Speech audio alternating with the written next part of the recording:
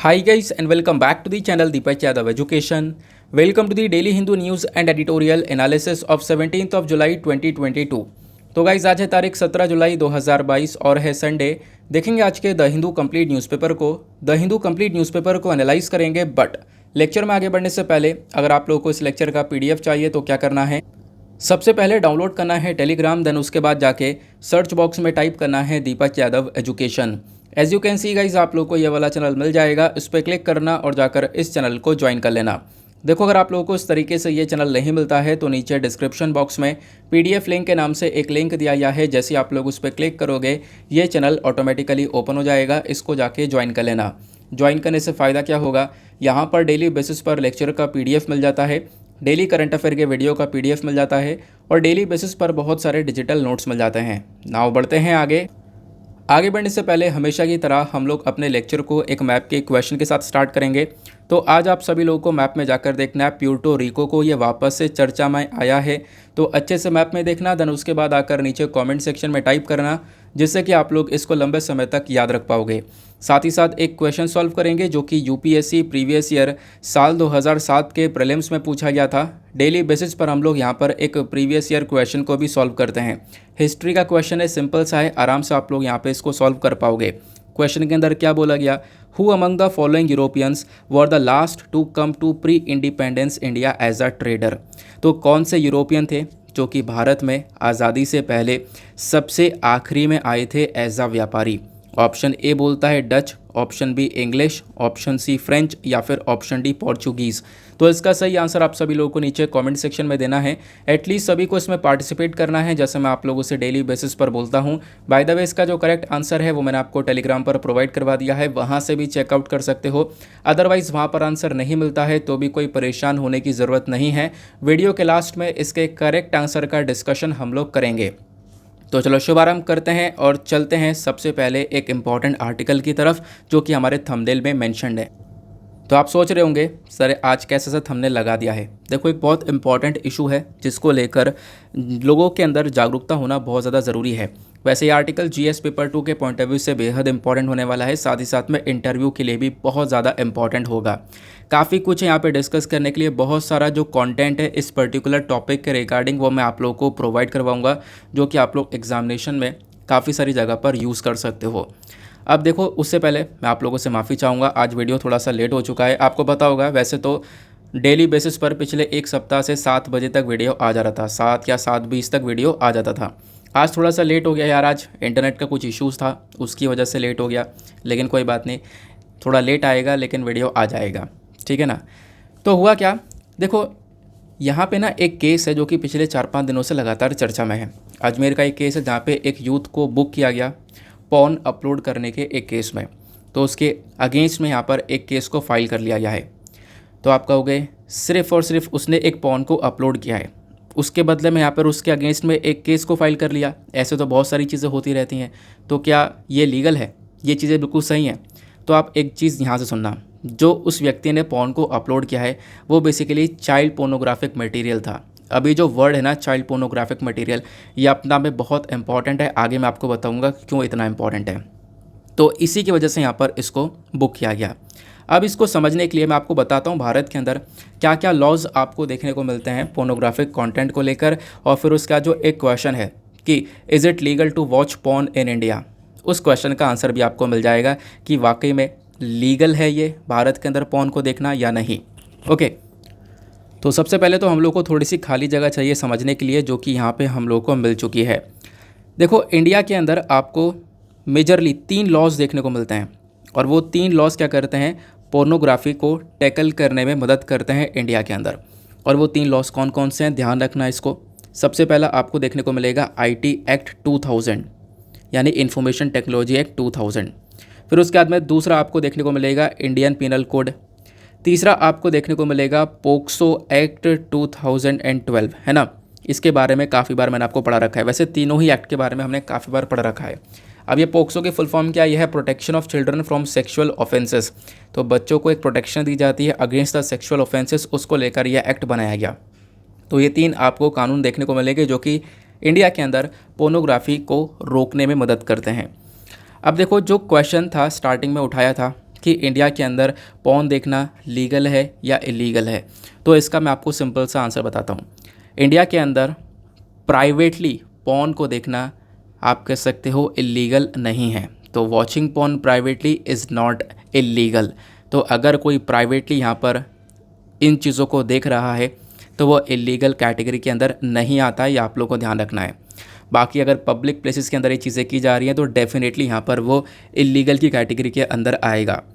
साथ ही साथ में एक और बहुत इंपॉर्टेंट चीज़ आपको देखने को मिलेगी, प्राइवेट प्लेसेस के अंदर पॉर्न को देखा जा सकता है, ठीक है, लेकिन यहाँ पे भी एक रिस्ट्रिक्शन है। वो रिस्ट्रिक्शन क्या है कि अगर प्राइवेट प्लेस के अंदर भी अगर आप कुछ ऐसे पोर्नोग्राफिक कंटेंट को मतलब स्टोर कर रहे हो या देख रहे हो जो कि चाइल्ड पोर्नोग्राफी को प्रमोट करता है, रेप और वायलेंस को प्रमोट करता है, तो अगेन वो चीज़ इलीगल है। चाहे वो प्राइवेट में हो चाहे पब्लिक में हो, हर जगह पर वो चीज़ इलीगल है। ये आपको ध्यान रखना है। ये इंडिया के जो लॉज हैं वो यहाँ पे मेंशन करते हैं, ठीक है ना। फिर उसके बाद में देखो ऑब्वियस सी बात है, पॉर्न को बैन कर रखा है इंडिया में। उसके बाद भी यहाँ पे बहुत सारी जो यहाँ पे बताया जाता है कि जो साइट्स हैं वो अवेलेबल आपको देखने को मिल जाती हैं। तो होगा क्या, सरकार ने साल 2015 में पोर्नोग्राफिक कंटेंट को बैन कर दिया था, जो कि अनसक्सेसफुल रहा, सही से बैन हो नहीं पाया। फिर उसके बाद में साल 2018 में फिर से बैन किया। अगेन यहाँ पे आप देख पाओगे काफ़ी सारी साइट्स आपको देखने को मिल जाएंगी जो कि आज भी अवेलेबल देखने को मिलती हैं। तो उसी के लिए यहाँ पे बोला गया है कि अब जो जिम्मेदार होगा इसका वो इंटरनेट सर्विस प्रोवाइडर भी होगा, ठीक है ना। क्योंकि यहाँ पे गलती देखो उसकी भी है कि जो वेबसाइट है पॉर्न का उसका एक्सेस हो पाया है, तो उसका भी एक फ़ॉल्ट देखने को मिलेगा। और एडल्ट सिटीज़न का तो फॉल्ट है ही, ऑब्वियस सी बात है। तो इन चीज़ों के लेकर यहाँ पर एक स्टेप उठाया जाएगा। तो ये सारे लॉज आपको इंडिया के अंदर देखने को मिलते हैं पोर्नोग्राफी को लेकर। आई होप आप लोगों ने यहाँ पर इन चीज़ों को अच्छे से समझा है। बाकी आप देखोगे ना, ये जो पोर्नोग्राफी का इशू है ये अपने आप में एक बहुत इंपॉर्टेंट इशू बना हुआ है, एक प्रॉब्लम बनी हुई है लोगों के अंदर जिनको इसका एडिक्शन हो जाता है। अब देखो एडिक्शन किसी भी चीज़ का हो सकता है और किसी भी चीज़ का एडिक्शन ना बहुत ही ज़्यादा ख़राब होता है। अगर मैं आपको बताऊं, ये जो पोर्नोग्राफी पूरा मामला है इसको आप लोग जीएस पेपर 2 के अंदर आपके सिलेबस के अंदर एक टॉपिक है इश्यूज़ रिलेटेड टू चिल्ड्रन, दूसरा गवर्नमेंट पॉलिसीज़ एंड इंटरवेंशंस, वहाँ से आप इसको रिलेट कर पाओगे। तो इंडिया के अंदर मैंने आपको बताया क्या क्या सिचुएशन देखने को मिल जाती है। बाकी देखो एक सबसे इम्पॉर्टेंट चीज़ ये देखने को मिलती है कि ये जो पॉर्न साइट्स चल रही हैं ये कहीं ना कहीं बहुत सारा रेवेन्यू को जनरेट कर रही है। पॉर्न इंडस्ट्री का रेवेन्यू बहुत ज़्यादा होता है। और हाँ, हमने ये भी डिस्कस किया था जब 23 जून को हमने आर्टिकल कवर किया था, तो कि हमने ये डिस्कस किया था कि जो पॉर्न इंडस्ट्रीज़ हैं इनका रेवेन्यू लगातार बढ़ा है क्योंकि यहाँ पर इनकी साइट्स का जो एक्सेस है वो बढ़ता हुआ नज़र आया है। इस वजह से यहाँ पे ऑब्वियस सी बात है ये चीज़ें बढ़ती हुई नज़र आई हैं, जो कि अगेन वो जो फंड है वो बहुत ज़्यादा गलत यूज़ में यहाँ पे यूज़ किया जाता है। और फिर एक और सबसे बड़ी प्रॉब्लम आती है, इस पोर्नोग्राफी का इम्पैक्ट पड़ता क्या है लोगों के ऊपर। अगर लोग यहाँ पे इससे कोई भी व्यक्ति है मान लो एडिक्ट हो गया, ठीक है, वो इसको वॉच कर रहा है रेगुलर, तो इसका क्या इम्पैक्ट पड़ता है। देखो इसके बहुत सारे इम्पैक्ट पड़ते हैं।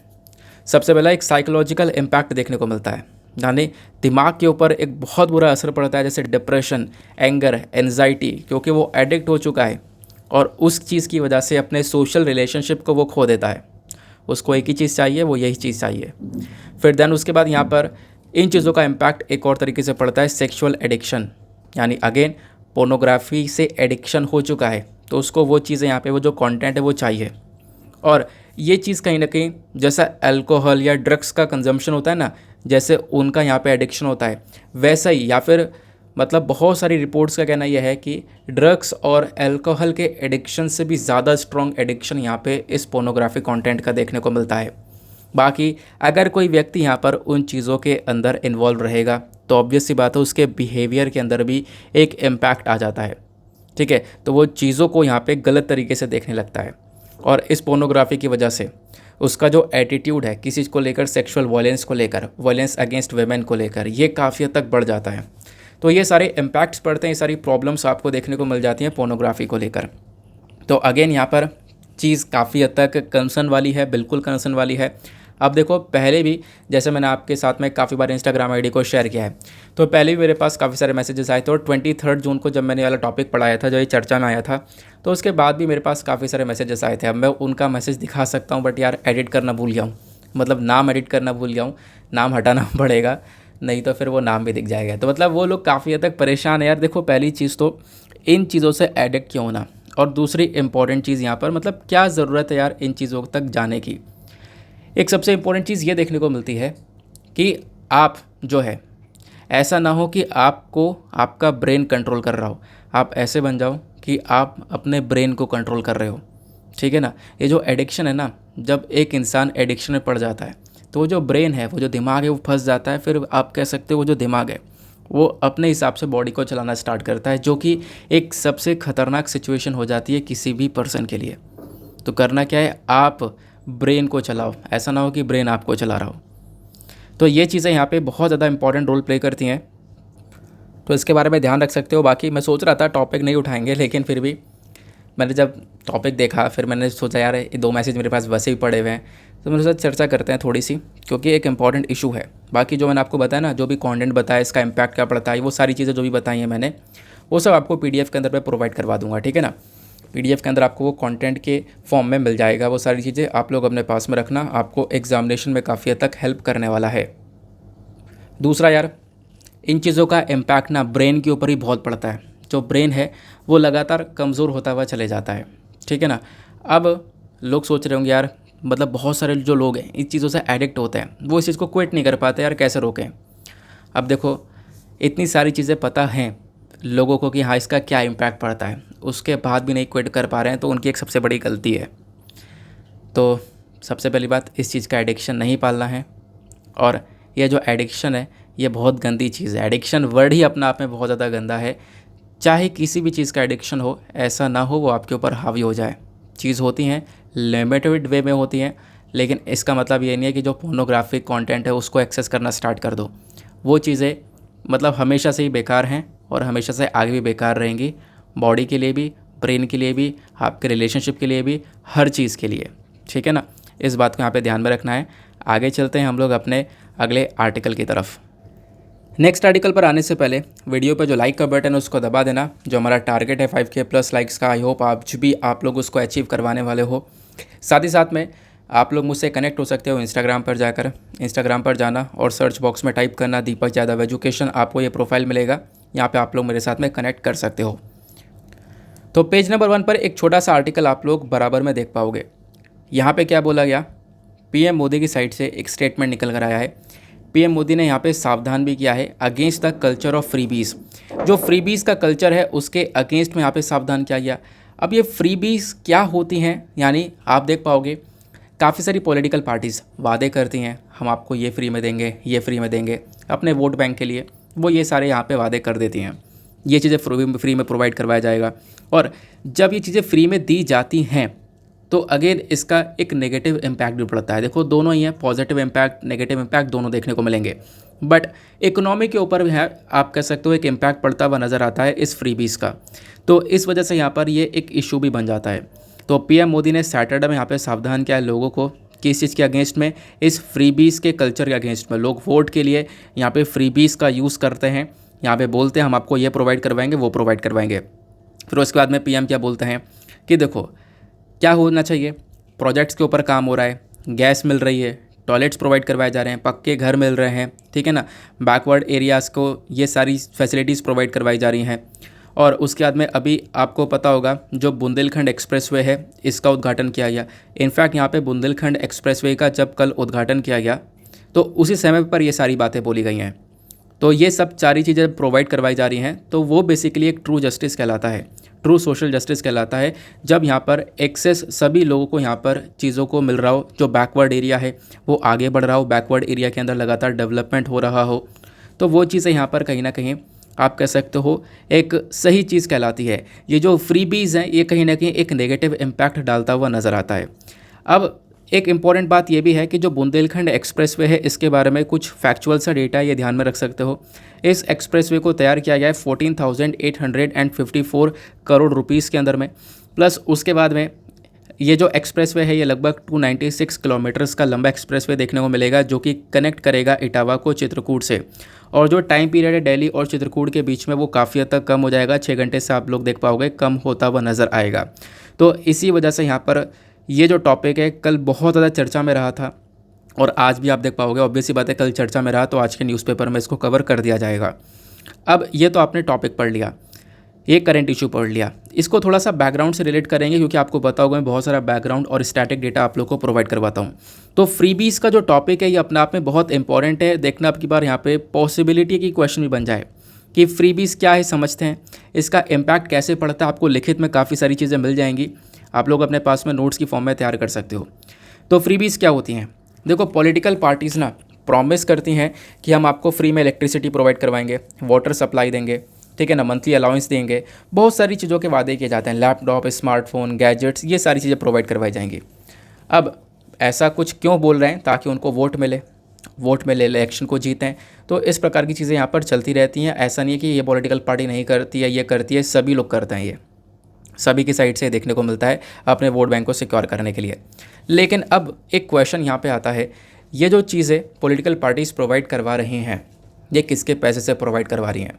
ये सब आपका पैसा है, जो लोग टैक्स पे कर रहे हैं उनका पैसा है ना, उनके पैसों से यहाँ पर ये सारी चीज़ें प्रोवाइड करवाई जा रही हैं, जो कि यहाँ पे फ्रीबीज़ की कैटेगरी के अंदर देखने को मिल रही है।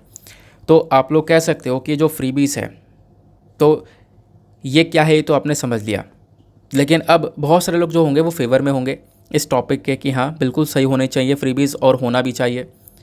और बहुत सारे लोग यहाँ पर इसके अगेंस्ट में होंगे कि नहीं, फ्रीबीज़ का एक नेगेटिव इम्पैक्ट पड़ता है, ठीक है, एक बुरा प्रभाव पड़ता है, इकोनॉमी के ऊपर एक बुरा प्रभाव पड़ता है। तो अब देखते हैं यहाँ पर दोनों एस्पेक्ट इसके क्या बोलते हैं। सबसे पहली चीज़, फ्रीबीज़ के जो फेवर में है और फेवर में कुछ पॉइंट्स यहाँ पे बताए गए हैं, वो पॉइंट्स क्या क्या हैं। सबसे पहला पॉइंट बोला गया, यह ग्रोथ को प्रमोट करता है। बहुत सारे एग्जाम्पल्स आपको देखने को मिल जाएंगे, जैसे पब्लिक डिस्ट्रीब्यूशन सिस्टम, यानी कि आपको सस्ते दाम में राशन मिल रहा है, एम्प्लॉयमेंट गारंटी स्कीम्स को चलाया गया, ठीक है। तो काफ़ी सारी स्कीम्स ऐसे भी हैं जो कि एजुकेशन को सपोर्ट कर रही हैं, हेल्थ को सपोर्ट कर रही हैं, और खासकर पेंडेमिक के टाइम पे काफ़ी हद तक मदद करी है। तो ये चीज़ें ना कहीं ग्रोथ में मदद करती हैं, ऐसे यहाँ पे बताया गया। जो फ्रीबीज है आपको ग्रोथ में बहुत हेल्प करता है। दूसरा यहाँ पे बोला गया, इंडस्ट्रीज़ को बूस्ट करने में मदद करता है। अब इंडस्ट्रीज़ को कैसे बूस्ट करेगा, एग्जाम्पल लेते हैं। बहुत सारे राज्य हैं, जैसे तमिलनाडु हो गया, बिहार हो गया, है ना। तो तमिलनाडु, बिहार ये जाने जाते हैं किस लिए? क्योंकि अपनी जो स्टेट के अंदर जो वेमेन्स है, जो महिलाएं हैं, उनको यहाँ पे स्विंग मशीन्स प्रोवाइड करवाई, यानी जो सिलाई वाली जो मशीन होती है, साड़ीज़, साइकिल्स, ये सारी चीज़ें यहाँ पर इन्होंने प्रोवाइड करवाई हैं। अब ये सब कैसे खरीदा? ये सब खरीदा है बजट रेवेन्यू से, यानी जो सरकार का बजट रेवेन्यू है, जो कि आपके पैसों से यहाँ पे टैक्स कलेक्शन हुआ है ना, उसी वो जो टैक्स कलेक्शन है उसी से यहाँ पे सब कुछ खरीदा गया। अब कहोगे इसमें इंडस्ट्री कहाँ से बूस्ट होती हुई नज़र आई? देखो, ऑब्वियस ही बात है, सरकार ने जो भी चीज़ खरीदी है लोगों को मशीन बांटने के लिए, साड़ी बांटने के लिए, साइकिल बांटने के लिए, तो जो चीज़ें खरीदी हैं वो कहीं ना कहीं इंडस्ट्री से खरीदी हैं, तो इंडस्ट्री का जो सेल है वो बढ़ जाता है, तो इंडस्ट्री बूस्ट होती हुई नज़र आती है, ऐसा यहाँ पे बोला गया, ठीक है ना। एक आपको दूसरा इंपॉर्टेंट पॉइंट फेवर में ये देखने को मिलेगा। तीसरा यहाँ पर यह है कि बहुत सारे लोगों की एक्सपेक्टेशंस भी होती हैं, ठीक है ना। राज्यों के अंदर, एक राज्य के अंदर फ्रीबीज मिल रही हैं, दूसरे राज्य के अंदर नहीं मिल रही हैं, तो दूसरे राज्य वाले लोग भी यहाँ पर फ्रीबीज़ की डिमांड करते हैं कि हाँ हम लोग को भी फ्रीबीज़ मिलनी चाहिए। फिर कोई पॉलिटिकल पार्टी अगर फ्रीबीज़ देने में आती है तो यहाँ पर उस पॉलिटिकल पार्टी को एक काफ़ी सपोर्ट भी मिल जाता है। तो ये चीज़ें भी आप देख पाओगे, तो ये भी एक फेवर में ही एस्पेक्ट देखने को मिलता है। उसके बाद एक और फेवर में पॉइंट देखने को मिलता है, वो क्या है कि जो लेसर डेवलप्ड स्टेट्स हैं, जहाँ पे विकास बहुत ज़्यादा कम है, उनकी बहुत बड़ी मदद हो जाती है। जहाँ पे लोग गरीबी से सफ़र कर रहे हैं, वहाँ पे जो ये फ्रीबीज है वो डेफिनेटली बहुत हेल्प करता है, लोगों की डिमांड को पूरा करता हुआ नज़र आता है, प्लस लोगों को अपलिफ्ट करता है, सोसाइटी में ऊपर उठाने की कोशिश करता है। तो ये सारे एस्पेक्ट आपको फेवर में देखने को मिलेंगे, किस चीज़ को लेकर? फ्रीबीज को लेकर। अब आते हैं फ्रीबीज के डाउन साइड की तरफ, यानी कुछ नेगेटिव पॉइंट्स की तरफ। सबसे पहला, मैक्रो इकोनॉमिकली अनस्टेबल है। जैसे मैंने आपको बताया कि आपके इकोनॉमी के ऊपर एक इम्पैक्ट डालेगा। क्यों? क्योंकि आपका एक्सपेंडिचर, सरकार का खासकर जो राज्य सरकार है उनका एक्सपेंडिचर बहुत ज़्यादा होगा, तो ऑब्वियस ही बात है, खर्चा हो रहा है, चीज़ों को खरीद के यहाँ पे प्रोवाइड करवा रहे हैं, तो इससे क्या हो रहा है, जो स्टेट्स का रेवेन्यू है वो लगातार कम हो रहा है। स्टेट का जो फिजिकल हेल्थ है वो यहाँ पर काफ़ी कमज़ोर हो रहा है ना। अब एट द लास्ट होता क्या है कि ये सारी फ्रीबीज़ प्रोवाइड करवाने के बाद में उनके पास पैसा बचता नहीं है। किसके पास में? राज्य सरकार के पास में। फिर ये लोग पैसा बोरो करते हैं, तो अगेन वही वाली प्रॉब्लम आ गई कि हाँ इतना सारा इन्होंने फ्रीबीज़ दे दिया कि इनका जो फाइनेंशियल स्ट्रक्चर है वही बिगड़ गया, इनके पास में रेवेन्यू बहुत कम बचा है। फिर उसके बाद में वो सिचुएशन सबसे ज़्यादा बेकार सिचुएशन होती है। तो ये इसका एक नेगेटिव पॉइंट देखने को मिलेगा। दूसरा नेगेटिव पॉइंट बहुत इंपॉर्टेंट है। जब हम लोग इंडिया के अंदर इलेक्शंस की बात करते हैं तो इसमें एक बहुत इंपॉर्टेंट गाइडलाइन और एक बहुत इंपॉर्टेंट पॉइंट आता है कि भारत के अंदर जो इलेक्शन होने चाहिए वो फ्री एंड फेयर होने चाहिए, सही तरीके से इलेक्शंस होने चाहिए। बट ये जो इरेशनल फ्रीबीज़ का वादा किया जाता है, यानी ये जो फ्रीबीज़ हैं इनका गलत तरीके से जो वादा कर दिया गया, ठीक है, इससे क्या किया जा रहा है, वोट्स को अपनी तरफ में अट्रैक्ट किया जा रहा है। तो कहीं ना कहीं जो ये फ्री और फेयर इलेक्शन का कॉन्सेप्ट है वो डैमेज होता हुआ नज़र आ रहा है, ठीक है ना। तो ये आपको देखने को मिल जाता है। तो बेसिकली अनएथिकल प्रैक्टिस है, ये सही नहीं है कि आप यहाँ पे जो लोग हैं उनको एक घूस देकर वोट ले रहे हो, फ्रीबीज़ देकर वोट ले रहे हो। तो इसका एक ये भी नेगेटिव इम्पैक्ट देखने को मिलता है। फिर उसके बाद में एक और नेगेटिव इम्पैक्ट पड़ता है, वो क्या है, हमारे एनवायरनमेंट के खिलाफ में ये सारी चीज़ें चली जाती हैं। अब आप कहोगे फ्रीबीज़ दिए जा रही हैं, अब फ्रीबीज़ का एनवायरनमेंट से क्या कनेक्शन है, तो देखो इसको समझने की कोशिश करना। अब फ्रीबीज़ जब दी जाती हैं तो फ्री इलेक्ट्रिसिटी दी जाती है, ठीक है ना, क्या फ्री इलेक्ट्रिसिटी दी जा रही है, चलो ठीक है। अब होता क्या है, आपको ही पता है, करेंट टाइम पर किसी भी व्यक्ति को एक जगह पर सामान पेड में मिल रहा है, ख़रीद के वो ले रहा है, दूसरी जगह पर फ्री में मिल रहा है, तो जो फ्री में मिल रहा है वहाँ पे वो दुगना लेगा, तिगना लेगा। तो ऐसा ही हो रहा है। अब इलेक्ट्रिसिटी फ्री में दी गई, वाटर सप्लाई फ्री में दी गई, तो लोगों का कंजम्पशन फालतू का भी बहुत ज़्यादा बढ़ गया। और ये ह्यूमन टेंडेंसी है कि हम लोग यहाँ पर फिर एक्सेस में यूज़ करने लगते हैं। और एक्सेस में यूज़ कर रहे हैं, ऐसा नहीं है कि हमारी ज़रूरत बढ़ चुकी है, एक्सेस में यूज़ कर रहे हैं क्योंकि अब कोई चिंता नहीं है, भाई फ्री में मिल रहा है और खूब वेस्टेज हो रहा है, खूब बर्बादी हो रही है। तो इसकी वजह से भी आप कह सकते हो एनवायरनमेंट के ऊपर एक नेगेटिव इम्पैक्ट पड़ता है। पहली बात, यहाँ पर जब इलेक्ट्रिसिटी काफ़ी सारी मिल रही है आपको फ्री में, आप कंज्यूम कर रहे हो, प्लस काफ़ी सारी वेस्ट भी हो रही है, तो इससे हो क्या रहा है, एक तरफ तो इलेक्ट्रिसिटी जनरेट हो रही है ना, और इलेक्ट्रिसिटी को जनरेट करने के लिए क्या हो रहा है, कोयले की ज़रूरत पड़ रही है, कोयले को जलाया जा रहा है, और कोयले को जला रहे हैं तो इससे भी पोल्यूशन हो रहा है। तो वो चीज़ें भी थोड़ी सी बढ़ेगी क्योंकि जितनी इलेक्ट्रिसिटी जनरेट होगी, इलेक्ट्रिसिटी में ये सबसे बड़ी प्रॉब्लम देखने को मिलती है कि ये जनरेट होती है और उसके बाद यहाँ पे कंज्यूम कर ली जाती है हैंड टू हैंड। तो आप कह सकते हो ये प्रॉब्लम होगी, लोगों का कंजम्पशन बढ़ जाएगा। ऐसे ही वाटर के अंदर भी देखने को मिलेगा, वाटर कंजम्पशन बढ़ जाएगा, तो फिर वाटर का वेस्टेज जो है वो भी इंक्रीज़ होता हुआ नज़र आएगा। तो एनवायरनमेंट के ऊपर एक नेगेटिव इम्पैक्ट पड़ता हुआ नज़र आता है इन फ्रीबीज़ का। आई होप आप लोग इन सारे पॉइंट्स को बहुत अच्छे से कनेक्ट कर पाए होंगे। ठीक है, आपने पूरा आर्टिकल समझ लिया है मेंस के पर्सपेक्टिव से, प्रीलिम्स के पर्सपेक्टिव से। अब आप लोगों से यहाँ पे एक क्वेश्चन है, आप लोग फ्रीबीज़ के फेवर में हो या अगेंस्ट में हो? आप लोगों को क्या करना है, अगर कोई फेवर में है तो 2 स्ट्रॉन्ग पॉइंट लिखना कि हाँ मैं क्यों फेवर में हूँ। अगर कोई यहाँ पे इसके अगेंस्ट में है तो 2 स्ट्रॉन्ग पॉइंट्स लिखना कि हाँ मैं क्यों इसके अगेंस्ट में हूँ, ठीक है ना। नीचे कमेंट सेक्शन में आप सभी लोगों को यहाँ पे अपने पॉइंट ऑफ व्यूज़ लिखने हैं इस पर्टिकुलर टॉपिक के रिगार्डिंग। आगे आते हैं नेक्स्ट आर्टिकल। आज के न्यूज़पेपर में इश्यूज़ बहुत कम हैं, आप कह सकते हो कि लगभग 5-6 इश्यूज़ हैं जिसको हम लोग डिस्कस करने वाले हैं, लेकिन जो भी इश्यूज़ है वो बहुत इंपॉर्टेंट है। जैसा आपने पहला इशू पढ़ा, अब दूसरे इशू को देखते हैं। यहाँ पे क्या चर्चा की जा रही है, यहाँ पे बात हो रही है स्नेक के बारे में, स्नेक बाइट के बारे में। सांप के काटने की वजह से कितना बुरा इम्पैक्ट पड़ता है, कितने लोगों की जान जा रही है, ये अपना पे कितना बड़ा कंसर्न है, ये सारी बात यहाँ पे बताई गई हैं। देखो यहाँ पे क्या मेंशन किया जाता है, मेंशन ये किया जाता है कि ज़्यादातर जो स्नेक बाइट के केस हैं, यानी कि सांप के काटने के जो ज़्यादातर केसेस निकल कर आ रहे हैं वो नॉर्थ ईस्ट रीजन के अंदर देखने को मिले हैं।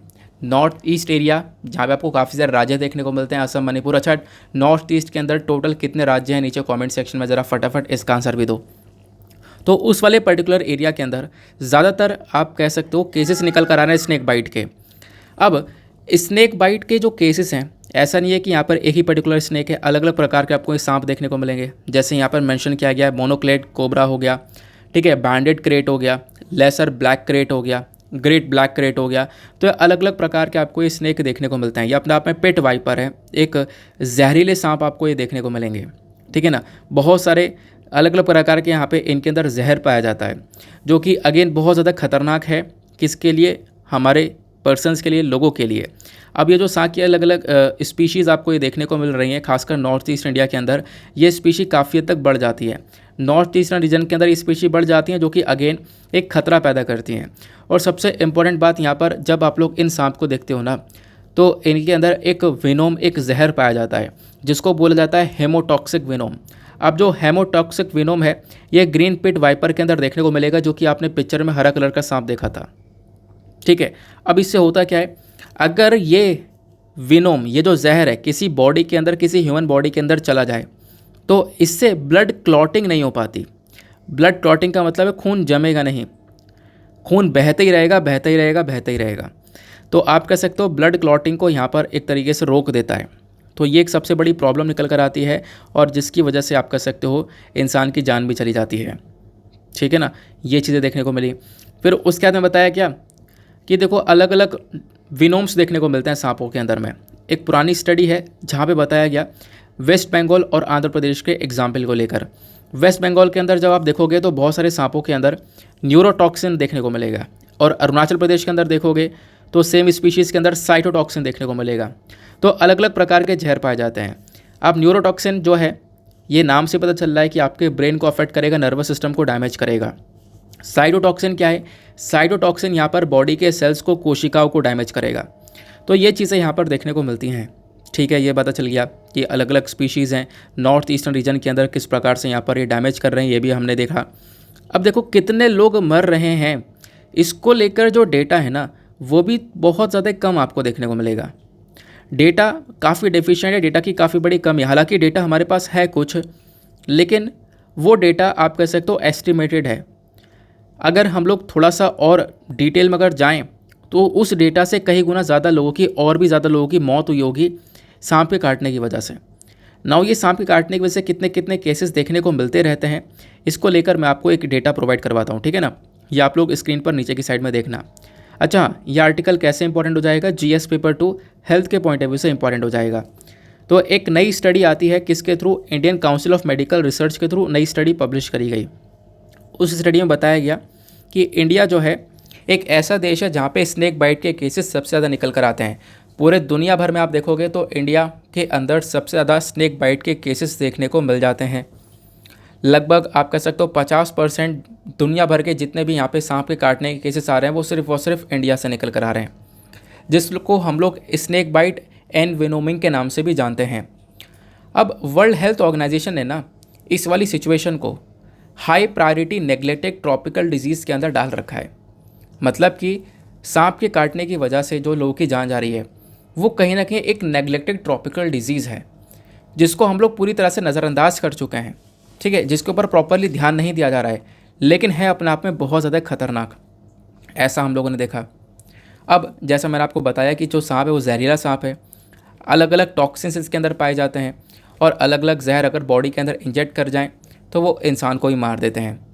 अब ये जो विनोमस स्नेक हैं जो जहर को छोड़ते हैं, ये अलग अलग तरीके से जहर को छोड़ते हैं। जैसे मान लो ये स्प्रे भी कर देते हैं लोगों की आँख के अंदर अपने आप को बचाने के लिए, अपने आप को डिफेंड करने के लिए, है ना। इनके मतलब एबिलिटी है कि ये स्प्रेड कर दें विनोम को एज अ डिफेंस मेजर।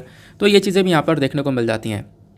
और सबसे बड़ा हेल्थ कंसर्न कहाँ पर है? मतलब सांप के काटने के सबसे ज़्यादा केसेस आपको कहाँ पर देखने को मिलेंगे?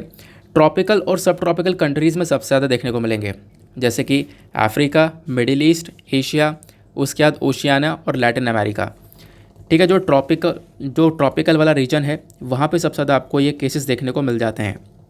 बट इन एरियाज़ के अंदर भी, जैसे अफ्रीका के अंदर काफ़ी सारे देश आपको देखने को मिलेंगे, एशिया के अंदर इंडिया आ गया और पूरा एशिया आ गया। तो यहाँ पर जितने भी देश हैं, इन देश के अंदर जो रूरल एरियाज़ है, जो गाँव वाले एरियाज़ हैं जहाँ पे इतना डेवलपमेंट नहीं है, वहीं पर सबसे ज़्यादा केस निकल कर आए हैं। और ख़ासकर एग्रीकल्चर सेक्टर में हम लोगों ने देखे हैं ये जो केस हैं सबसे ज़्यादा एग्रीकल्चर सेक्टर के अंदर ही आपको देखने को मिलेंगे। अब क्वेश्चन ये है कि सांप अगर काट ले तो उसका इम्पैक्ट क्या पड़ता है? बहुत ज़्यादा इम्पैक्ट पड़ता है। आप देख पाओगे कि बॉडी के अंदर डिफॉर्मिटीज़ हो जाती हैं, ठीक है ना, साइकोलॉजिकल डिस्ट्रेस हो जाता है, इंसान देख नहीं सकता, बेहोश होने लगता है, ये सारी चीज़ें हुए। प्लस बहुत लंबे समय तक वो सफ़र करता है, और उसको टाइम पर अगर एक प्रॉपर ट्रीटमेंट ना मिले तो उसकी जान भी चली जाती है। तो ये बताया गया। बाकी अगर हम लोग देखें ये जो स्नेक एनवेनोमिंग है, इसकी वजह से डेथ कितनी हो रही है, जब आप लोग ग्लोबल लेवल पर देखते हो दुनिया भर में, तो दुनिया भर में लगभग 5.4 मिलियन स्नेक बाइट के केसेस हर साल निकल कर आते हैं। कितने? 5.4 मिलियन। ये अपने आप में एक बहुत बड़ा डेटा है। इतने केसेस हर साल यहाँ पे निकल कर आते हैं, जिसमें से जो डेथ है वो लगभग 80,000 से लेकर 1,40,000 के आसपास देखने को मिलती हैं। इतनी डेथ हो जाती हैं लोगों की हर साल। अब बात करें इंडिया की, तो इंडिया के लिए देखो जो डेटा है ना ये बहुत इंपॉर्टेंट है। इंडिया के अंदर बताया गया साल 2000 से लेकर साल 2019 के बीच में, 2000 से लेकर 2019 के बीच में total 1.2 million snake bite death देखने को मिली हैं। मतलब 12 लाख के आसपास डेथ हुई है सांप के काटने की वजह से। अगर हम लोग उसका एवरेज निकालें ना, तो हर साल 58,000 के आसपास डेथ हो रही हैं सिर्फ और सिर्फ स्नेक बाइट की वजह से। इसी वजह से यहाँ पर ये अपने आप में एक बहुत बड़ी कंसर्न की बात है, एक बहुत बड़ी प्रॉब्लम वाली बात है। और जैसे मैंने आपको बताया कि ये जो डेटा है ये अभी भी कहीं ना कहीं डेफिशिएंट है। इस डेटा के अंदर एक बहुत बड़ी कमी देखने को मिल रही है। ये तो वो है जो कि रजिस्टर कर लिया गया, उसके अलावा बहुत सारी अनरजिस्टर्ड चीज़ें भी हैं जो कि बहुत ज़्यादा होंगी एक बड़े लेवल पर, बड़े स्केल पर, जो कि हमें यहाँ पर नहीं दिख रही हैं। ठीक है ना। तो डेटा ये ऊपर ऊपर से मेरे पास अवेलेबल है, बाकी और डिटेल से देखोगे तो एक कहीं ना कहीं केसेस और ज़्यादा निकल कर आएंगे। अच्छा, अब एक और क्वेश्चन कि सांप की याद कैसे आ गई एकदम से आर्टिकल क्यों लिख दिया गया? उसके पीछे का रीज़न है। रीज़न क्या है? कल कितनी तारीख थी? कल यहाँ पे थी 16 जुलाई। तो 16 जुलाई को क्या था? World snake day. इसी वजह से यहाँ पर ये कल चर्चा में था। ठीक है। तो इस वजह से यहाँ पर ये आर्टिकल लिखा गया है कि भाई स्नेक बाइट को लेकर एक अवेयरनेस लोगों के अंदर होनी चाहिए। क्लियर हो गया? प्लस एक चीज़ और देखने को मिलेगी कि इस जहर, देखो पता यह है कि अगर सांप के जहर को काटना है तो एक जहर चाहिए होता है, बट इंडिया के अंदर जो ये एंटीवेनोम है, जहर काटने वाला जो जहर है, वो सही से वर्क नहीं करता है। ये भी यहाँ पर एक प्रॉब्लम देखने को मिली है, खासकर नॉर्थ ईस्टर्न इंडिया के अंदर। तो नॉर्थ ईस्टर्न इंडिया के अंदर स्नेक बाइट के केसेस काफ़ी कॉमन देखने को मिल जाते हैं। क्लियर हो गया? एक क्लैरिटी मिल गई होगी। आगे आते हैं अगले पर्टिकुलर आर्टिकल पर। बाकी यार संडे में साइंस एंड टेक का पेज आता है, बट साइंस एंड टेक में एक भी आर्टिकल इंपॉर्टेंट नहीं है। चाहे तो आप लोग भी नज़र मार सकते हो, सारे कोविड वाले आर्टिकल आपको देखने को मिल जाते हैं, तो आप पूरी तरह से स्किप कर सकते हो। पूरा पेज मैं पढ़ चुका हूँ, आपको कहीं हेल्प नहीं मिलने वाली है। बट अब साइंस एंड टेक इंपॉर्टेंट नहीं है, तो उसके बगल वाला जो पेज है फ्रीक्वेंट आस्क क्वेश्चन का, ये बहुत इंपॉर्टेंट है। काफ़ी लेंदी आर्टिकल है और बहुत इंटरेस्टिंग आर्टिकल है।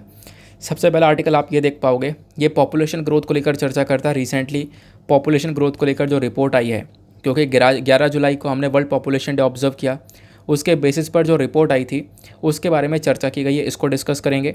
फिर एक आर्टिकल ये देखने को मिलेगा, आपको पता होगा रिजर्व बैंक ऑफ इंडिया ने एक नया तरीका निकाला है व्यापार करने का। तो इंटरनेशनल ट्रेड हम लोग रुपीज़ में करेंगे। वो कैसे करेंगे? नोस्त्रो वोस्त्रो अकाउंट क्या होते हैं वो यहाँ पे समझाया गया है, इसको भी डिस्कस करेंगे। देन उसके बाद में एक पर्टिकुलर आर्टिकल ये देखने को मिलेगा, ये भी काफ़ी ज़्यादा इंपॉर्टेंट है। ये बेल लॉ रिफॉर्म्स के बारे में चर्चा करता है। बेल क्या होती है समझाऊंगा। प्लस अभी यहाँ पे सुप्रीम कोर्ट ने रिसेंटली बेल के अंदर कुछ चेंजेस करने के बारे में चर्चा की है, वो रिफॉर्म्स क्या हो सकते हैं वो भी हम लोग यहाँ पे डिस्कस करेंगे। लेकिन उससे पहले यहाँ से स्टार्ट कर लेते हैं कि ये वाला आर्टिकल क्या बोलता है। अब हर एक आर्टिकल के रिगार्डिंग मैं आप लोग को नोट्स प्रोवाइड करवा रहा हूँ, एडिटोरियल के नोट्स प्रोवाइड करवा रहा हूँ, तो आप लोगों को काफ़ी हद तक हेल्प मिल जाती है। जैसे ये जो इन्फॉर्मेशन आपको नीचे दिख रही है, ये डायरेक्टली आप लोग अपने पास में लिख कर रख सकते हो, ये डायरेक्टली अपने पास में स्टोर करके रख सकते हो, डिजिटली भी आपको हेल्प करेगा। तो ये क्यों है चर्चा में? क्योंकि 11 जुलाई को वर्ल्ड पॉपुलेशन डे ऑब्जर्व किया गया। अब एक और इम्पॉर्टेंट बात हुआ क्या उस दिन, तो उस दिन ये हुआ कि एक रिपोर्ट आई है, और वो ये रिपोर्ट आई है United nation world population prospectus, जिसको हम लोग बोलते हैं। तो इस United nation world population prospectus जो है 2022 का, इस 2022 एडिशन के अकॉर्डिंग बात करें तो बताया ये जा रहा है कि भारत साल 2023 के अंदर चाइना को पछाड़ देगा, यानी कि हम लोग पॉपुलेशन के मामले में चाइना को पीछे कर देंगे। तो 2023 में भारत जो है एक सबसे ज़्यादा आबादी वाला देश रहेगा, ऐसा बताया गया। अब क्वेश्चन यह है कि ये वर्ल्ड पॉपुलेशन प्रोस्पेक्ट्स है क्या? देखो यहाँ पे यूनाइटेड नेशन का उठाया हुआ एक इनिशिएटिव है, और 1951 से लगातार हम इसको पब्लिश करते हुए नज़र आ रहे हैं, और ये जो है हर साल एक ना एक रिपोर्ट लेकर आता है। अब इस साल की जो रिपोर्ट है साल 2022 की, ये काफ़ी हद तक इम्पॉर्टेंट हो जाती है हमारे एग्जामिनेशन के लिए। तो इस रिपोर्ट की फाइंडिंग्स क्या हैं वो यहाँ पे बताई जाती हैं, ठीक है ना। जैसे मैंने आपको बताया कि चाइना को रिप्लेस कर देगा इंडिया, और एक वर्ल्ड पॉपुलस कंट्री बन जाएगा। इस रिपोर्ट ने और क्या बताया? इस रिपोर्ट ने पहली हेडिंग चूज़ करी। पहली हेडिंग यहाँ पर उठाई है population grows but the pace decline. कहने का मतलब क्या है? जनसंख्या डेफिनेटली इंक्रीज़ हो रही है, बट एक टाइम पे जिस तेज़ी से इंक्रीज़ हो रही थी, वो जो तेज़ी है ना, वो थोड़ी सी कम हो चुकी है, वो गति कम हो चुकी है, ठीक है ना। तो जो दुनिया भर की पॉपुलेशन है वो एक्सपेक्टेड है कि साल 2030 तक 8.5 बिलियन की हो जाएगी। 8.5 बिलियन के आसपास की जनसंख्या होगी 2030 तक। 2050 तक ये 9.7 बिलियन की होगी और 2100 तक ये लगभग 10.4 बिलियन के आसपास की होगी। लेकिन आप एक चीज़ देखोगे, 1950 में जितनी तेज़ी से जनसंख्या इंक्रीज़ हो रही थी उतनी तेज़ी से अब नहीं हो रही है। जनसंख्या इंक्रीज़ तो हो रही है बट उतनी तेज़ी से नहीं हो रही है। तेज़ी वर्ड अपने आप में इम्पॉर्टेंट रोल प्ले करता है। पहला हेडिंग ये उठाया। दूसरा हेडिंग अगर हम लोग देखें, यहाँ पे बोला गया कि जो रेट्स हैं वो वैरी करते हैं कंट्री टू कंट्री। मतलब जैसा अभी इस रिपोर्ट ने बताया कि आने वाले टाइम पर जनसंख्या लगातार बढ़ती ही चली जाएगी, 2030 तक 8.4 बिलियन के आसपास हो जाएगी। तो ये जो जनसंख्या बढ़ेगी 2050 तक जो जनसंख्या बढ़ने वाली है, ऐसा नहीं है पूरे दुनिया भर में बढ़ेगी। कुछ कंट्रीज़ है जहाँ पे सबसे ज़्यादा इंक्रीमेंट देखने को मिलने वाला है। वो कंट्रीज़ कौन कौन सी हैं? तो वो है democratic Republic of Congo, Egypt, Ethiopia, India, Nigeria, Pakistan, Philippines और यूनाइटेड रिपब्लिक ऑफ तंजानिया। ये कुछ देश हैं जहाँ पर पॉपुलेशन बहुत ज़्यादा इंक्रीज़ होने वाली है। देन उसके बाद में और क्या बताया गया कि 46 लीस्ट डेवलप कंट्रीज़ भी आपको देखने को मिल जाती हैं जो कि फास्टेस्ट ग्रोइंग कैटेगरी के अंदर रखी गई हैं। मतलब जहाँ पे डेवलपमेंट काफ़ी हद तक कम है उनको भी यहाँ पे देखा जा रहा है कि सबसे ज़्यादा जनसंख्या यहीं पे इंक्रीज़ होने वाली है। फिर एक और बहुत इंपॉर्टेंट पॉइंट निकल कर आता है कि जो ये पॉपुलेशन लगातार इंक्रीज़ हो रही है इसमें एक बहुत बड़ा चेंज हो चुका है पहले के कंपैरिजन में। पहले क्या हो रहा था, लोगों के जन्म ज़्यादा ही हो रहे थे, तो जो कंट्री के अंदर यूथ था, जो जवान लोग थे वो ज़्यादा थे। बट अभी क्या है, बर्थ जो है वो काफ़ी हद तक कम हो चुके हैं। अब लोगों के जन्म कम हो रहे हैं, तो जन्म कम होने की वजह से जो यूथ है वो किधर की साइड में बढ़ रहा है, ओल्ड एज कैटेगरी की साइड में बढ़ रहा है, यानी कि बूढ़ा होते जा रहा है। तो दुनिया भर की अगर हम लोग पॉपुलेशन देखें जिनकी उम्र 65 साल से ज़्यादा की है, तो वो जो पॉपुलेशन है वो 10% से ज़्यादा बढ़ चुकी है साल 2022 के अंदर, और ये साल 2050 तक 16% से भी ज़्यादा होने वाली है। तो आने वाले टाइम पर हम लोग देख पाएंगे बूढ़े लोगों की जनसंख्या इंक्रीज़ होगी। क्यों? क्योंकि बर्थ कम होंगे तो ऑब्वियस सी बात है जो यूथ है वो यहाँ पे बुढ़ापे में चला जाएगा। तो ये भी एक पॉइंट बताया गया इस रिपोर्ट ने। अब एक और पॉइंट यहाँ पर ये देखने को मिलता है, वो ये है डेमोग्राफिक डिविडेंड। डेमोग्राफिक डिविडेंड के अंदर क्या बोला गया, जब आप लोग देखोगे फर्टिलिटी रेट, तो फर्टिलिटी रेट काफ़ी हद तक डाउन हो चुका है। यानी कि अगर हम लोग फर्टिलिटी रेट की बात करें तो काफ़ी हद तक कम हो चुका है। मैं आपको आगे थोड़ा सा इसके बारे में समझाऊंगा, आगे इसके बारे में एक डिटेल से डेटा दिया गया है। लेकिन उससे पहले एक और बहुत बड़ा पॉइंट है, वो है इंटरनेशनल माइग्रेशन। आने वाले टाइम पर जो जनसंख्या इंक्रीज़ होगी वो इंटरनेशनल माइग्रेशन की वजह से ज़्यादा होगी। अभी तक हम लोगों ने डिस्कस किया कि जो लीस्ट डेवलप कंट्रीज़ है, जहाँ पर बहुत ज़्यादा विकास कम है, ठीक है, वहाँ पे आने वाले टाइम पर जनसंख्या बढ़ने वाली है, ये सारी चीज़ें हमने कवर की थी। बट अभी आपको क्या देखने को मिलेगा, जो हाई इनकम कंट्रीज़ हैं, जो कि काफ़ी हद तक अमीर हैं, डेवलप्ड कंट्रीज़ हैं, जब आप उनमें देखोगे और पिछले कुछ सालों का डेटा कंपेयर करोगे तो वहाँ पे जो जन्म हुए हैं, जो बर्थ इंक्रीमेंट हुआ है, वो सिर्फ़ और सिर्फ इंटरनेशनल माइग्रेशन की वजह से हुआ है। मतलब माइग्रेशन मतलब क्या होता है, एक कंट्री से दूसरे कंट्री में निकल कर जाना, वहाँ पे माइग्रेट करना। तो इसकी वजह से यहाँ पर कंट्रीज़ के अंदर आप देख पाओगे जो पॉपुलेशन है वो इंक्रीज़ होती हुई नज़र आई है। प्लस यहाँ पे बताया गया कि आने वाले कुछ सालों में, आने वाले कुछ फ्यू डिकेड्स के अंदर, डिकेड क्या होता है, 10 साल का एक पीरियड होता है, तो आने वाले कुछ साल में अगर हम लोग बात करें 20-30 सालों में, जो माइग्रेशन है वो आप कह सकते हो एक इम्पॉर्टेंट पॉइंट होने वाला है जो कि पॉपुलेशन ग्रोथ को लेकर वर्क करेगा। मतलब जो हाई इनकम कंट्रीज़ हैं वहाँ पे जो जनसंख्या बढ़ने वाली है वो माइग्रेशन की वजह से ही बढ़ने वाली है। तो ये पॉइंट भी यहाँ पे बताया गया।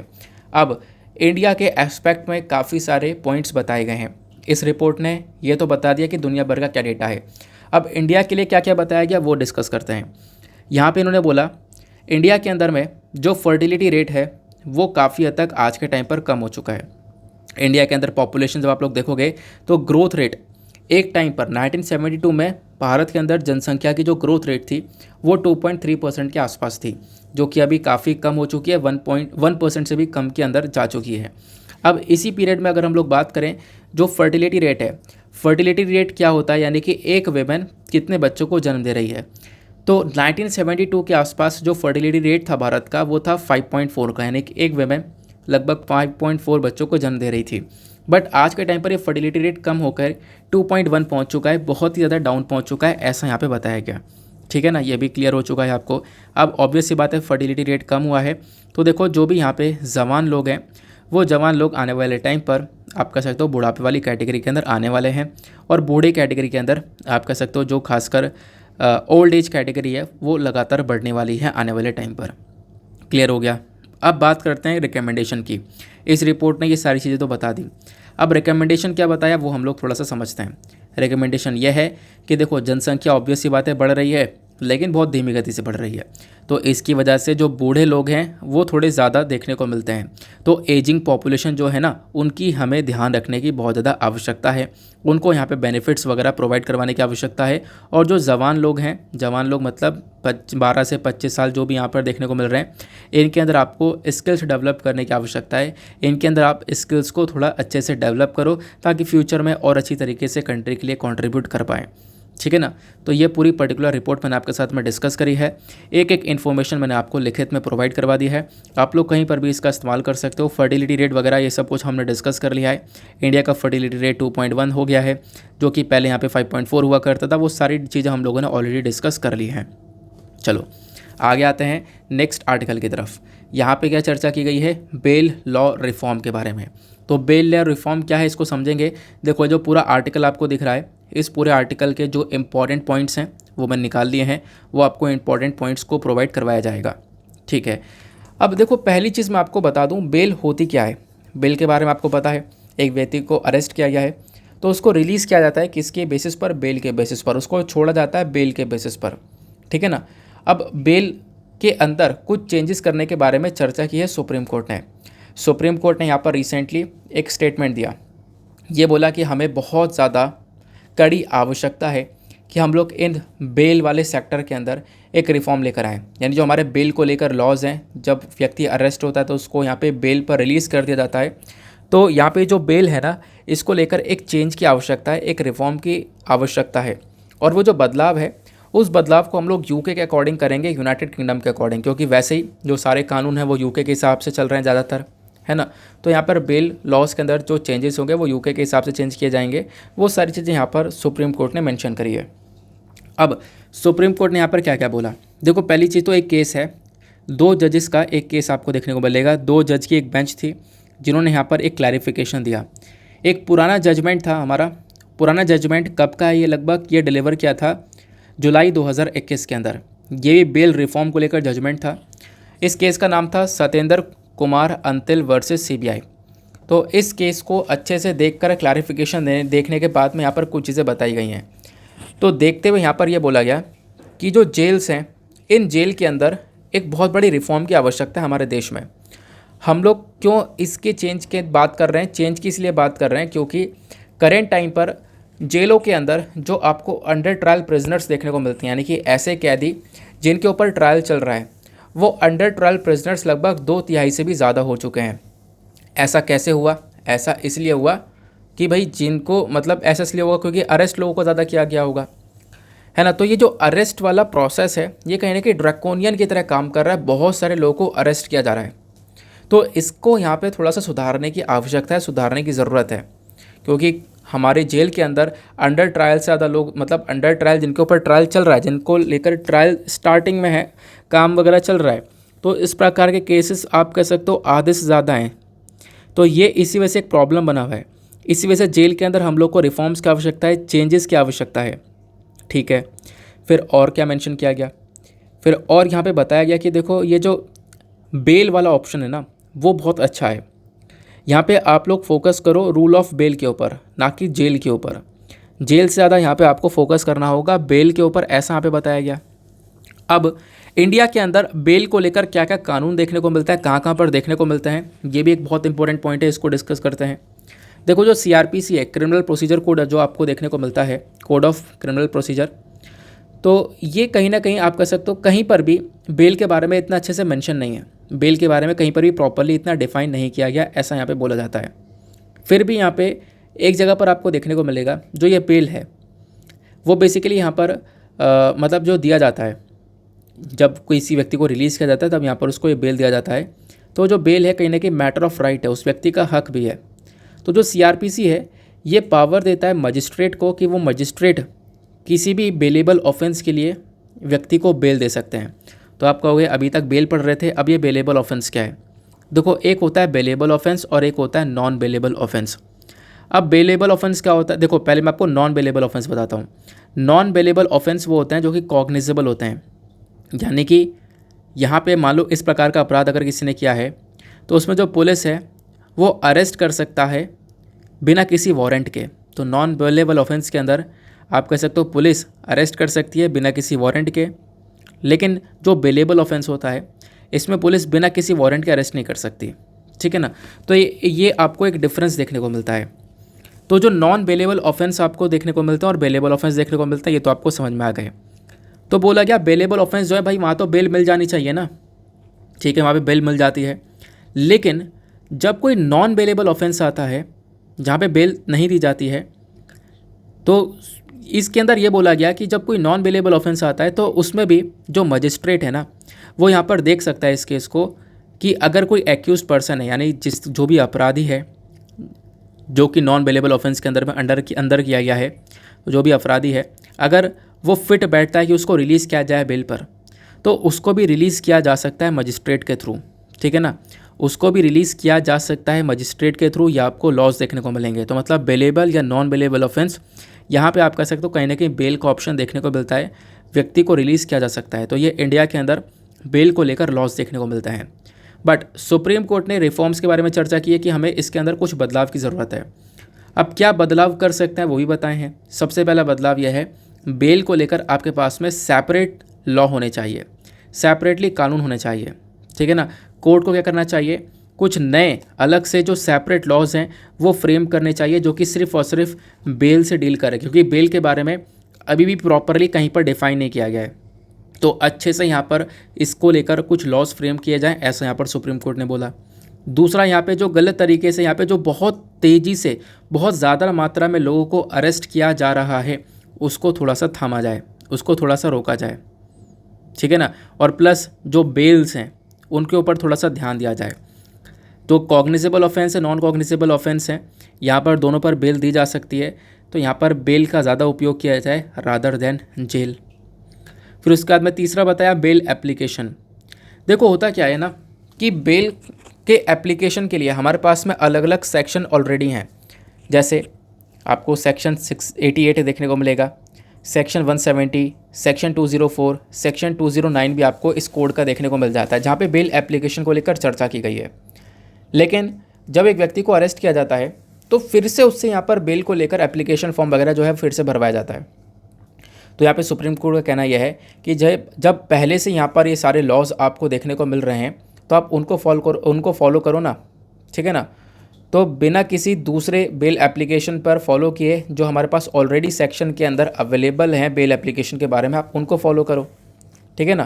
तो ये बातें बताई गई हैं।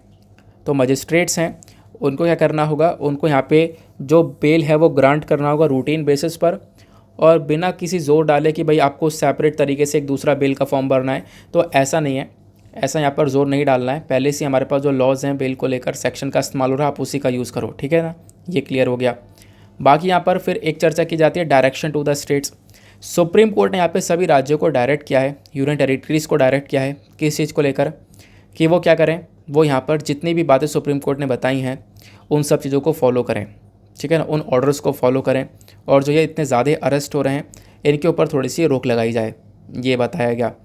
अब आपको यहाँ पे ये देखने को मिलेगा, भारत के अंदर में जो मेजर लॉज देखने को मिलते हैं वो बेसिकली आपको दो देखने को मिलेंगे, इंडियन पिनल कोड और सीआरपीसी। सीआरपीसी क्या, यह है कोड ऑफ क्रिमिनल प्रोसीजर।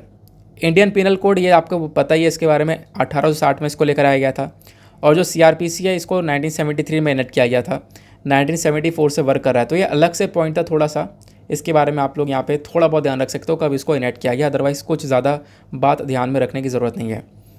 अब एक और चीज़ है, हमारे संविधान के अंदर क्या क्या प्रोविजंस देखने को मिलते हैं जो कि आपको अरेस्ट करने के अगेंस्ट बात करते हैं। मतलब ये जो लोगों को अरेस्ट किया जा रहा है, एक गलत तरीके से अरेस्ट किया जा रहा है, उस चीज़ को रोकने के लिए यहाँ पे संविधान के अंदर क्या क्या कॉन्स्टिट्यूशनल प्रोविजन देखने को मिलेंगे। सबसे पहली बात, लोगों के पास में आर्टिकल 20 है।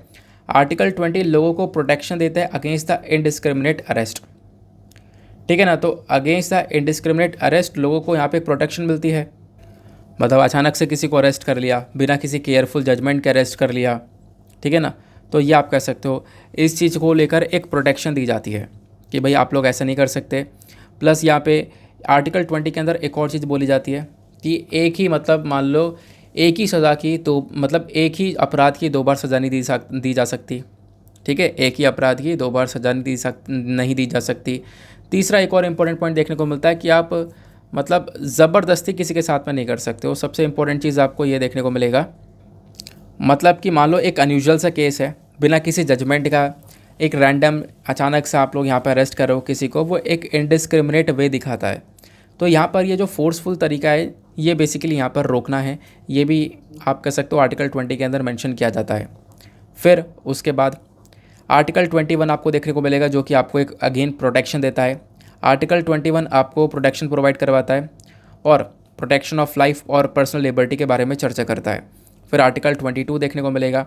आर्टिकल 22 भी आपको यहाँ पे प्रोटेक्ट करता है अगेंस्ट द अरेस्ट और डिटेंशन, ठीक है ना, ये प्रोटेक्शन देता है। तो बेसिकली यहाँ पे बोला गया संविधान के अंदर भी आपको 3 जगह पर प्रोविजंस देखने को मिल जाते हैं, आर्टिकल 20, 21 और 22। ये सारे हमारे फंडामेंटल राइट्स हैं। आर्टिकल 12 से लेकर 35 तक आपको सारे फंडामेंटल राइट्स देखने को मिलते हैं, जिसमें से ये 3 फंडामेंटल राइट्स आपको नज़र आ रहे होंगे, ठीक है ना। बाकी बेल किस प्रकार के होते हैं, बेल क्या होता है, ये ऑलरेडी मैं आपको समझा चुका हूँ। बेल आपको पता चल गया कि किसी व्यक्ति को रिलीज़ किया जाता है जो कि एक लीगल कस्टडी में, उसको बेल पर रिलीज़ किया जाता है। अब बेल के भी अलग अलग प्रकार होते हैं। एक होता है रेगुलर बेल। तो रेगुलर बेल के अंदर जो कोर्ट है वो डायरेक्शन देता है, ठीक है ना। कोई भी कोर्ट है हमारे देश के अंदर वो डायरेक्शन देगी कि हाँ इस व्यक्ति को रिलीज़ कर दिया जाए। तो बेसिकली वो सिंपल सी बेल है। अब जो ये सिंपल बेल है ना, इसके लिए एक पर्सन को एप्लीकेशन फाइल करनी होती है सेक्शन 437 और 439 ऑफ द CRPC के अंडर में। तो वो तो हो गया रेगुलर बेल। फिर एक होता है इंतरिम बेल। इंतरिम बेल के अंदर क्या होता है, ये बेल दी जाती है टेम्पररी और शॉर्ट पीरियड के लिए, थोड़े समय के लिए यहाँ पर रिलीज़ किया जाता है उसको, ठीक है। फिर एक होती है एंटीसिपेटरी बेल। एंटीसिपेटरी बेल यहाँ पर क्या होता है कि एक व्यक्ति अरेस्ट होने से पहले यहाँ पर इस बेल को आप कह सकते हो अप्लाई कर देता है, इस बेल के एप्लीकेशन को फाइल कर देता है, यानी अरेस्ट होने से पहले उसको बेल जब मिल जाती है तो वो एंटीसिपेटरी बेल कहलाता है।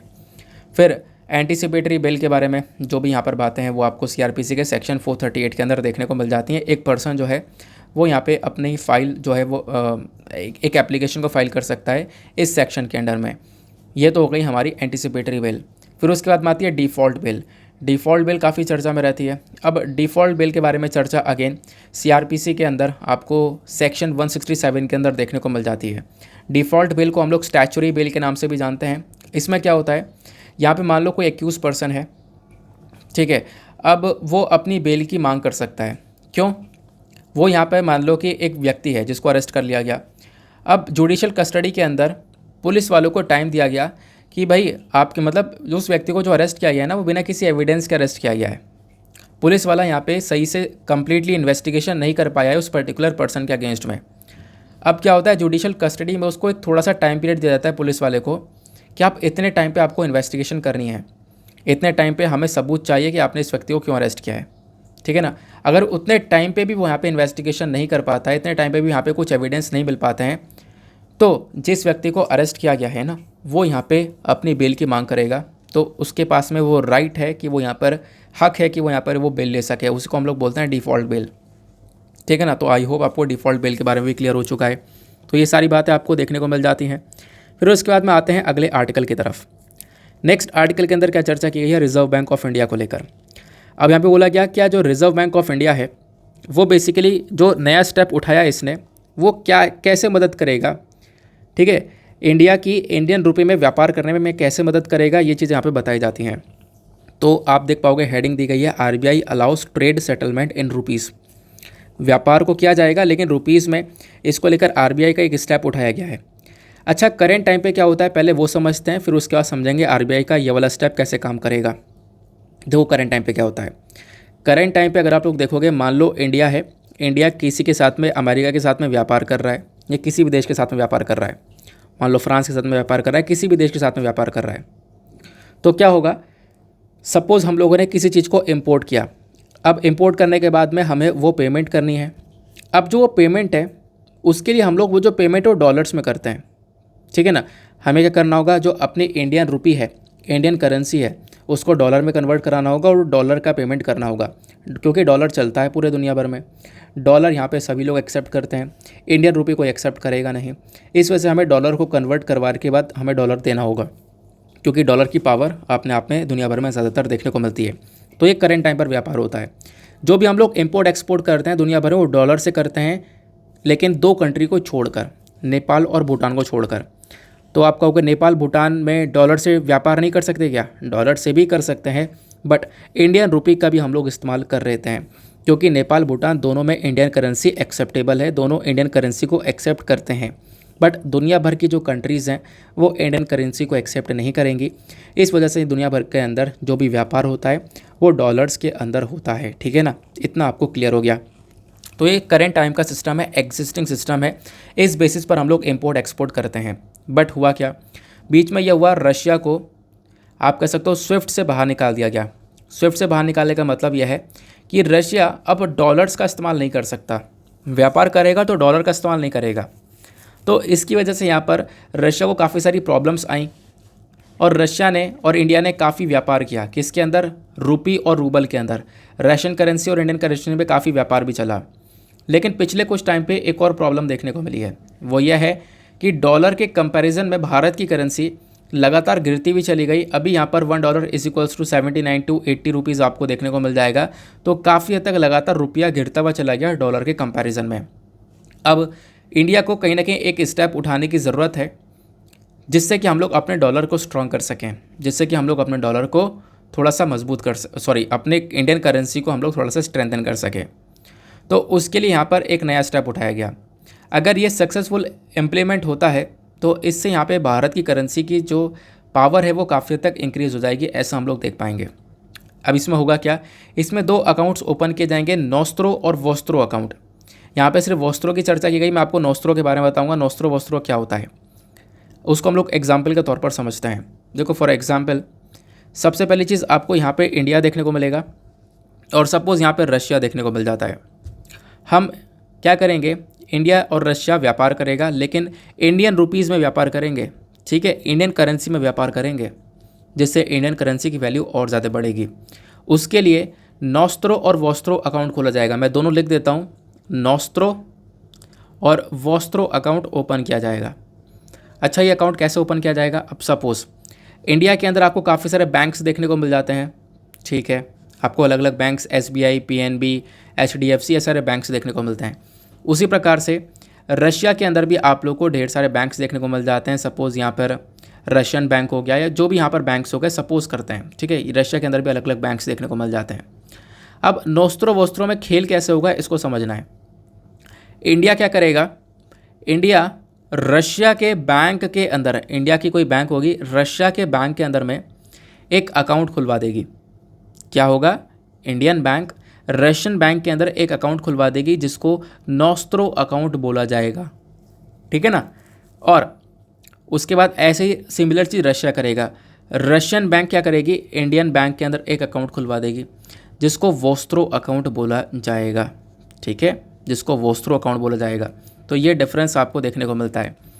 हमारी बैंक वहाँ के बैंक में एक अकाउंट खुलवाएगी, जिसको नोस्त्रो अकाउंट बोला जाएगा। रशियन बैंक इंडियन बैंक में अकाउंट खुलवा देगी, जिसको वोस्त्रो अकाउंट बोला जाएगा। अब ये नोस्त्रो वोस्त्रो मतलब होता है क्या है? देखो, नोस्त्रो मतलब होता है आवर्स, नोस्त्रो मतलब होता है हमारा। तो ये नोस्त्रो अकाउंट किसका है? इंडिया का, हमारा। ठीक है, आवर्स। और वोस्त्रो मतलब होता है योर्स। तो मतलब जो वोस्त्रो अकाउंट है वो किसका है? रशिया का। तो हम लोग अपने पर्सपेक्टिव से देखें तो नोस्त्रो अकाउंट किसका हो गया? हमारा, क्योंकि मैंने आपको बताया ना कि इंडिया अपना अकाउंट खुलवाएगा रशियन बैंक के अंदर, तो ये हमारा अकाउंट हो गया। वोस्त्रो की बात करें तो वोस्त्रो कौन सा है? वोस्त्रो योर्स हो गया, यानी रशिया का। तुम्हारा अकाउंट हमारे यहाँ पर खुला हुआ है, वो है वोस्त्रो अकाउंट। अब जो भी व्यापार होगा, जो भी इंपोर्ट एक्सपोर्ट होगा, वो बेसिकली यहाँ पर इन बैंक्स के बीच में होगा, इन अकाउंट्स के बीच में होगा। अब रशिया क्या करेगा? रशिया जब व्यापार करेगा ना तो बहुत सारा इंडियन रुपये इकट्ठा कर लेगा, भारत की करेंसी बहुत सारी इकट्ठी कर लेगा। अब अगर आप कह सकते हो कि इसे कुछ ना कुछ सामान अगर चाहिए होगा, भारत से कुछ भी अगर चाहिए होगा तो भारत से वो सामान ले लेगा, हम लोग एक्सपोर्ट कर देंगे और एक्सपोर्ट करने के बदले में यहाँ पे वो इंडियन करेंसी जमा कर देगा। तो ऐसे अब यहाँ पे व्यापार होगा कि इंडियन करेंसी के अंदर व्यापार देखने को मिलेगा। तो इंडियन करेंसी में यह व्यापार होने लगेगा और इससे क्या होगा, इंडियन करेंसी ज़्यादा सर्कुलेट होगी तो यहाँ पे आप कह सकते हो वैल्यू इंक्रीज़ होगी, डॉलर के कंपैरिजन में हम लोग मजबूत होते हुए नजर आएंगे। अब इस बेसिस पर हम लोग क्या कर सकते हैं, हम लोग आप कह सकते हो कि बहुत सारा तेल परचेज़ कर लें, कच्चा तेल ढेर सारा परचेज़ कर सकते हैं।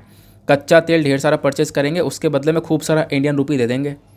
आप इंडियन रुपी रखो, ठीक है, कच्चा तेल परचेज़ करके आप अपने पास में, और रशिया वो जो है पैसे इकट्ठा करता रहेगा। इकट्ठा करने के बाद में अगर उसको कोई चीज़ खरीदनी होगी, भारत से कुछ भी खरीदना होगा, तो फिर वो भारत को ये इंडियन रुपी पेमेंट कर सकता है। तो इंडियन करेंसी की वैल्यू बढ़ जाएगी जब इस प्रकार से व्यापार होता रहेगा तो, ठीक है ना। बस ये जो ट्रांजैक्शन है वो यहाँ पे वोस्त्रो नोस्त्रो अकाउंट में किया जाएगा।